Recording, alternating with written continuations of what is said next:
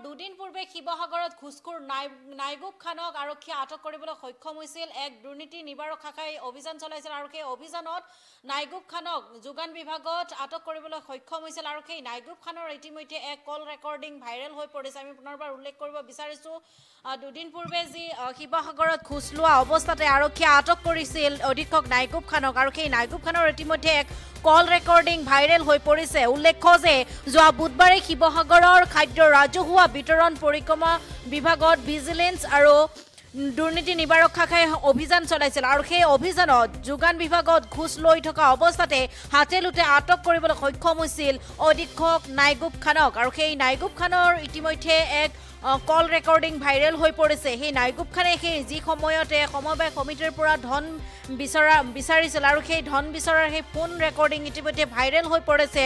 পুনৰবাৰ উল্লেখ কৰিব বিচাৰিছোঁ, দুদিন পূৰ্বে শিৱসাগৰত ঘুছ লোৱা অৱস্থাতে এগৰাকী অধীক্ষকক আৰক্ষীয়ে আটক কৰিবলৈ সক্ষম হৈছে। উল্লেখ্য যে যোৱা বুধবাৰে শিৱসাগৰৰ খাদ্য ৰাজহুৱা বিতৰণ পৰিক্ৰমা বিভাগত ভিজিলেন্স আৰু দুৰ্নীতি নিবাৰক শাখাই অভিযান চলাইছিল আৰু সেই অভিযানত যোগান বিভাগত ঘুছ লোৱা অৱস্থাতে হাতে লোটে আটক কৰিবলৈ সক্ষম হৈছিল অধীক্ষক নাইগুব খানক। আমি পুনৰবাৰ উল্লেখ কৰিছোঁ, ঘুছ লৈ থকা অৱস্থাত যি আৰক্ষীয়ে আটক কৰিবলৈ সক্ষম হৈছিল অধীক্ষক নাইগুব খানক আৰু সেই নাইগুব খানৰ আচলতে ইতিমধ্যে এক নতুন তথ্য পোহৰলৈ আহিছে। আচলতে কিদৰে নাইগুব খানে সমবায় সমিতিৰ পৰা ধন দাবী কৰিছিল বা ধন লৈছিল সেই সন্দৰ্ভত এক নতুন তথ্য এক পোহৰলৈ আহি পৰিছে। দুদিন পূৰ্বে এই সন্দৰ্ভত এই নাইগুব খানক আচলতে আৰক্ষীয়ে আটক কৰিবলৈ সক্ষম হৈছিল।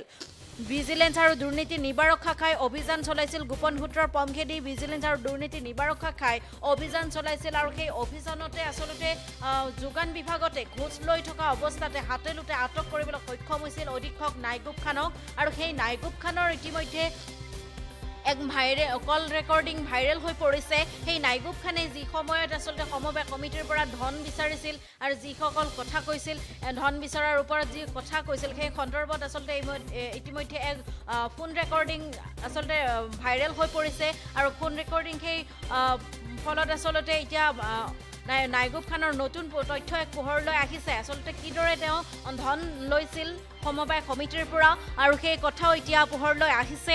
এই দুদিন পূৰ্বে আচলতে এই ঘটনা হৈছিলে শিৱসাগৰত ঘুছ লোৱা অৱস্থাতে আৰক্ষীয়ে আটক কৰিবলৈ সক্ষম হৈছিল অধীক্ষক নাইগুব খানৰ। যোগান বিভাগতে ঘুছ লৈ থকা অৱস্থাতে হাতে লোটে আটক কৰিবলৈ সক্ষম হৈছিল নাইগুব খানক।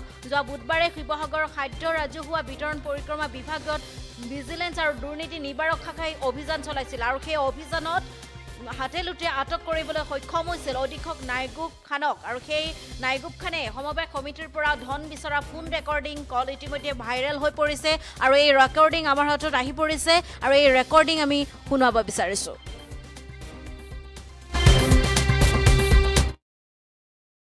ৰিংকু স্যাৰ ক'ত আছা?